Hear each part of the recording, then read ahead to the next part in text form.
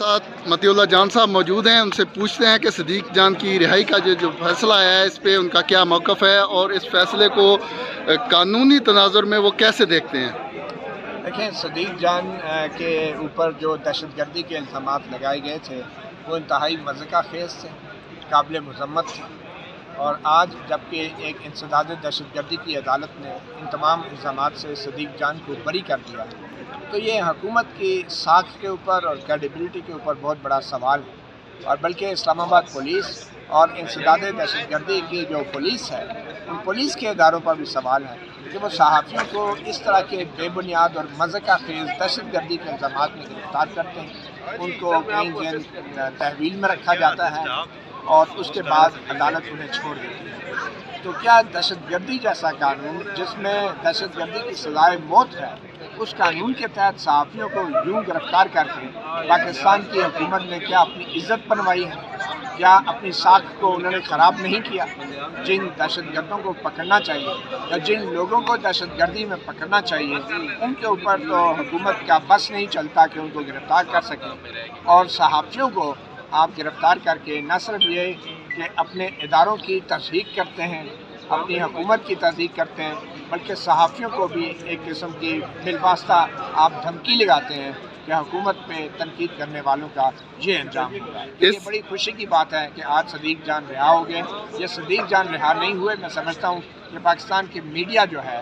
اس کی ایک بہت بڑی فتح ہے۔ اس سے قبل آپ نے اپنے صحافتی کیریئر میں کتنے مقدمات دیکھے ہیں جن میں صحافیوں کو دہشت گرد قرار دے کر عدالتوں میں پیش کیا گیا؟ ایسے کبھی نہیں ہوا۔ بدقسمتی سے ہمارے ملک میں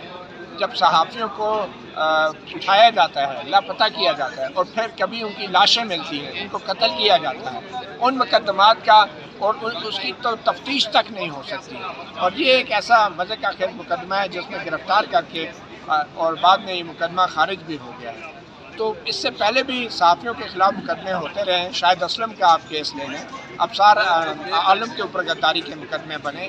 اور اسد طور کے اوپر بھی کارروائیاں FIA کی کارروائیاں ہوئی۔ آج تک کسی بھی صحافی کے اوپر بنائے گئے مقدمے کا کوئی انجام اس لیے نہیں نکلا کہ وہ مقدمہ ہی بے بنیاد ہوتا ہے، اور وہ وقتی طور پہ صحافیوں کو ڈرانے کے لیے یہ قانون کا سہارا لیا جاتا ہے، جو بہت ہی میں سمجھتا ہوں نامناسب اور بہت ہی مضحکہ خیز بات۔ متی بھائی، ایک بات بتائیے گا کہ دہشت گردی کے حوالے سے آصف سعید کھوسہ صاحب کی ایک ججمنٹ ہے، اس میں کہا گیا کہ صحافی پر اگر حملہ ہوتا ہے تو وہ حملہ جو ہے دہشت گردی کا مقدمہ اس میں درج ہوگا، لیکن یہاں پر تو صحافیوں پر الٹا نظام چل رہا ہے، تو یہ سپریم کورٹ کے اس فیصلے کی وائلیشن بھی ہے۔ دیکھیں، جو میڈیا ہے، جو صحافی ہے، جو ٹیلی ویژن ہے، جو اخبارات ہیں، ان کے اوپر حملے کا مقصد پوری عوام کو اور پبلک میں خوف و ہراس پیدا کرنا ہوتا ہے، کیونکہ صحافی معاشرے کی آنکھ اور کان ہوتا ہے، تو اس لیے وہ ایک پبلک کے لیول پہ ٹیرر کریٹ کیا جاتا ہے۔ جب بھی صحافیوں پہ حملہ ہوتا ہے اس سے عوام کو بھی میسج دیا جاتا ہے، عوام بھی دہشت زدہ ہوتی ہے، تو اس لیے یہ درست بات ہے کہ صحافیوں پہ ہونے والے حملے جو ہیں وہ ایک پورے معاشرے کے لیے پیغام ہوتے ہیں اور عوامی سطح پہ دہشت پھیلانے کا ایک مقصد ہوتا ہے۔ اس لیے یہ یقیناً دہشت گردی کا کارروائی اور دہشت گردی کا قانون ایسے حملوں پہ لاگو ہونا چاہیے، مگر یہاں پہ تو الٹا صحافی کو اپنی ڈیوٹی انجام دیتے وقت اگر اس کے خلاف اس طرح کے جھوٹے مقدمے بنائے جائیں گے تو پھر اور کچھ نہیں تو ہمارے ملک کا ہی مذاق اڑے گا پوری دنیا کی سطح پر۔ منشیات، انسداد منشیات کا جو قانون ہے اس میں ایک شک ہے کہ جھوٹا مقدمہ بنانے والے افسر پہ بھی وہی مقدمہ بنے گا اور اس کو بھی اسی سزا کا سامنا کرنا پڑے گا، اور یہی شک جو ہے دوسرے قوانین میں نہیں ہے۔ اور ابھی علی اشفاق ایڈوکیٹ سے میری بات ہو رہی تھی، انہوں نے کہا کہ باقی تمام قوانین میں جو سرکاری حکام ہیں ان کو تحفظ دیا گیا ہے کہ وہ اگر نیک نیتی کے ساتھ گڈ فیتھ میں کوئی بھی کارروائی کرتے ہیں تو اگر کوئی مقدمہ ثابت نہیں بھی ہوتا تو ان کو ایک تحفظ حاصل ہے، ان کو استثناء حاصل ہے۔ تو میرے خیال میں اس طرح کا قانون جس طرح کہ انسداد منشیات کا قانون ہے کہ جھوٹا مقدمہ بنانے والے افسر پہ بھی مقدمہ ہوگا اور اس کو وہی سزا ملے گی جو اس مقدمے میں کسی معصوم بندے کو مل سکتی تھی، تو ایسا قانون تمام قوانین کے اندر ہونا چاہیے، اور خاص طور پہ دہشت گردی کے جو قانون ہے اس کے اندر یہ شک۔ رانا ثناء اللہ پر 15 کلو منشیات برآمد کی تھی اور آپ کہہ رہے ہیں کہ وہاں پر یہ شک موجود ہے۔ تو رانا صاحب اور یہ باقی کیوں نہیں اس کے شک کا استعمال کرتے تاکہ ایک راستہ بند ہو جائے؟ بس رانا صاحب نے کچھ کوئٹ پرو کرو کر لیا ہوگا نا، ان کو وزارت داخلہ مل گئی، ان کی پارٹی کو حکومت مل گئی، تو وہ اب کہتے ہوں گے کہ بس ٹھیک ہے آپ یہ اقتدار لے کے بیٹھ جائیں، قانون کا کیا ہے۔ کل رانا ثناء اللہ جب وزیر داخلہ نہیں رہیں گے، ان کے اوپر شاید اس دفعہ 40 کلو کی ہیروئن ڈال جائے گی، کیونکہ رانا ثناء اللہ وقتی طور پہ خوش ہیں، ان کو چاہیے تھا کہ اس کے اوپر سٹینڈ لیتے، اور اب بطور ایک شہری، بطور وزیر داخلہ نہیں، بطور ایک شہری میرے خیال میں ان کو کسی نہ کسی جگہ پہ یہ مقدمہ درج کرانا چاہیے تھا ان اینٹی نارکوٹک فورس کے افسران کے خلاف جنہوں نے ان کے اوپر یہ جعلی مقدمہ قائم کیا تھا۔ آخری سوال، یہ جو آج میسج دیا جا رہا ہے کہ ہم جوائنٹ سیشن بلا کر ایک سیاسی جماعت کو کالعدم قرار دینے کی طرف جایا جا رہا ہے، آپ کا اس پہ بطور ایک ناظر اور نگاہ رکھنے والے صحافی عموماً کہتے ہیں کہ ہمارا مقصد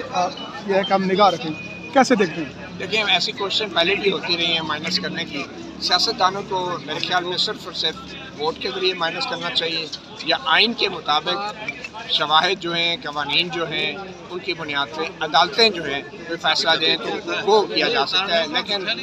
زور زبردستی یا اگر اس طرح کے مقدمات صحافیوں میں درج ہوں گے تو پھر سیاستدانوں کو اگر اسی طرح نائل کروانا ہے جس طرح کہ ابھی صدیق جان پہ مقدمے بنے، تو پھر میرے خیال میں اس کو تو کوئی نہیں مانے گا اور نہ ہی اس کو کوئی قبول کرے گا۔ اسٹیٹ ڈپارٹمنٹ کی تجویز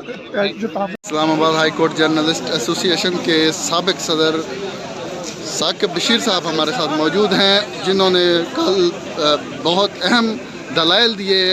انسداد دہشت گردی کی عدالت میں تاکہ صدیق جان کو رہا کرایا جا سکے اور اس کیس میں صحافیوں کا تحفظ خصوصاً کیا جا سکے۔ تو ثاقب بشیر صاحب بتائیے گا کہ آپ اس فیصلے کے کیا اثرات دیکھتے ہیں اور جو کل ریمانڈ دیا گیا اس کے کانسیکوینسز کیا ہیں؟ اس میں کل ہم نے جو ریکویسٹ کی تھی وہ کہ اس کا ریمانڈ بھی نہ دیا جائے اور فوری طور پر جو ہے وہ کیس سے ڈسچارج کیا جائے صدیق جان کو، یہ ہم نے ریکویسٹ کی تھی عدالت سے۔ تو کل جو ہے وہ عدالت نے یہ ریکویسٹ جو ہے وہ تسلیم نہیں کی تھی۔ عدالت نے یہ کہا تھا کہ ہم 24 گھنٹے جو ہے وہ دیتے ہیں پروسیکیوشن کو، پولیس کو، کہ وہ جو ہے وہ اس کو دیکھ لے۔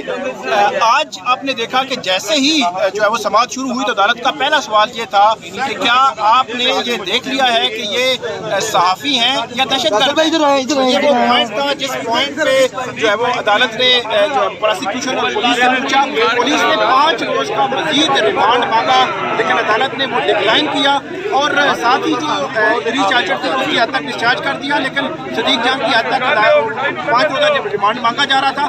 عدالت نے ڈسچارج کر دیا۔ یہ بڑا خوشائند فیصلہ ہے عدالت کا، ہم نے عدالت کا شکریہ بھی ادا کیا۔ جو کل ہونا چاہیے تھا وہ آج ہو گیا، یہ اچھی پریسیڈنٹ ہے، اچھی بات ہے کہ پولیس یا حکومت، کوئی بھی حکومت ہو، جو صحافیوں کے خلاف کبھی FIA، کبھی پولیس، کبھی دوسرے سیکورٹی کے اداروں کو استعمال کرتی ہے، یہ جو ہے وہ یہ رکنا چاہیے یہ معاملہ۔